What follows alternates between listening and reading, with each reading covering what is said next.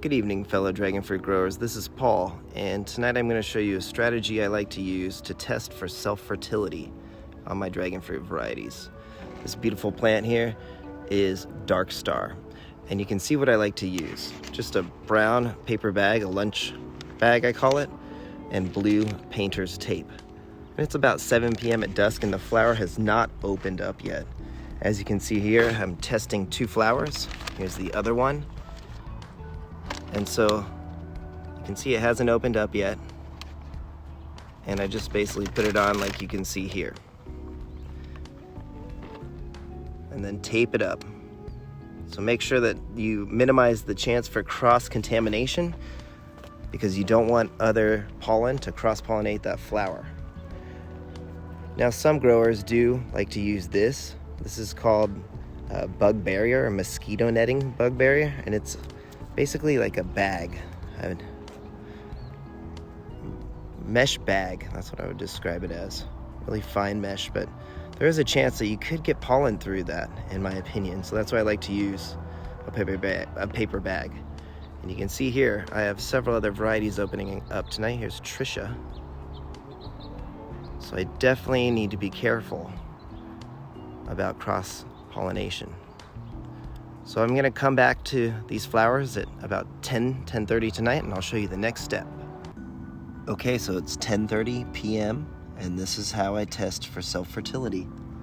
So first, I take off the bag, and I am gonna reuse this bag.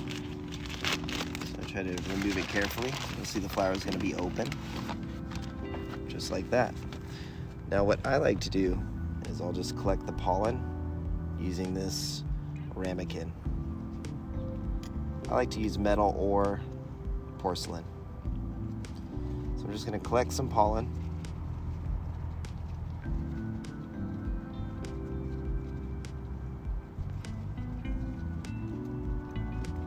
I'm going to use the same pollen on both flowers to test it out.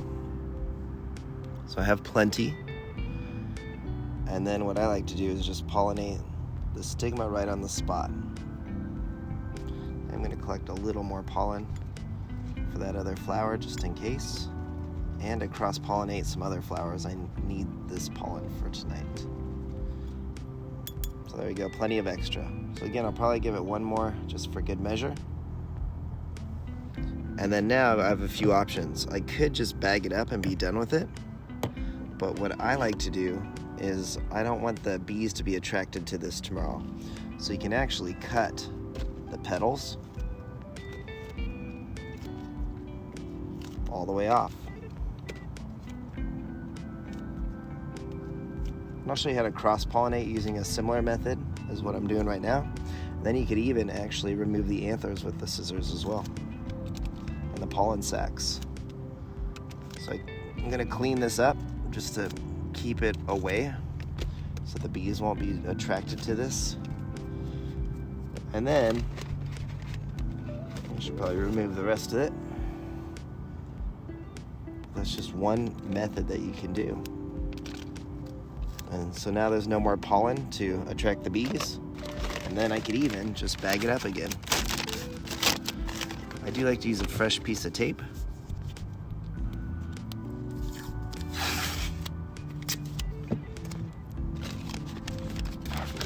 And you could use that nice bag that I showed you earlier, but this will work too. I actually prefer this method.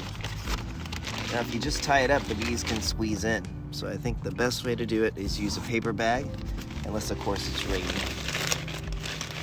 So I'm just gonna leave this on for about 24 to 48 hours, probably in 2 evenings I will remove this bag. So there you go.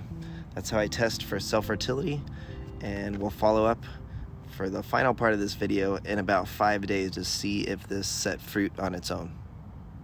All right, let's wait a few more days and we'll find out the results of this self-fertility test on Dark Star. Okay, it's been 60 hours, 2 nights. So you can see what happens to the flower when it's been in a bag for 2 evenings. Here's the one that we cut.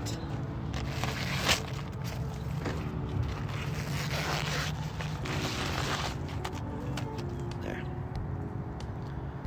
You can see it looks different. And then within 4 to 5 days, 4 to 7 days actually, we're gonna wait to see if this yellows. And that's what I expect it to do, because they say that Dark Star is self-sterile, just like its seedling siblings. All right, let's see what happens in a few more days. Okay, so it's been 5 days, and let's see the results. So here's the first flower that I did not cut, and you can see how loose it is, and that means that it's failing. It's gonna abort in a few days. I'll probably just pluck off right now pretty easily. See? So when it's that loose, you know that you're not gonna be successful after day 5. Now the one down here that I cut, you can compare and contrast the two after 5 days. So this top one bloomed the following night, and you can see it has a line here, it stops. And so this is definitely set fruit. It's on there really firm. And I can even break this off quite easily and pull it off like that. Now you have to be careful. You might want to hold the fruit sometimes, because I've broken off a few fruit doing that same thing. Now with this one, you could see the difference. Look at how loose it is.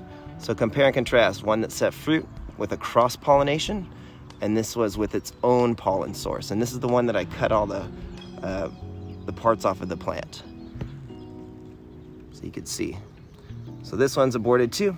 So this one, this plant, this variety, Dark Star, is self-sterile for sure. I'll check 1 or 2 more times just to triple check. I think it's important to check. But there you go. Matt's Landscape. That's where I got this one, Dark Star. It is not self-fertile. So I've been cross-pollinating its flowers all season. You can see why I have so many lovely fruit. And interesting, this was like frozen pollen. Could have been refrigerated, I can't remember. One of these was frozen, one of these was refrigerated, and this was fresh pollen. So you can also notice that when you're using fresh pollen, your fruits can be larger, depending on the pollen source, I would assume. But in my experience, I've noticed that a lot. So this one's just turning color. It's gonna be ripe really soon. So there you go. That is how you test for self-fertility, or that's how I test for self-fertility. I hope that helps. Give us a like, subscribe. Thanks for your time. Have yourself a wonderful day, and happy dragon fruit growing.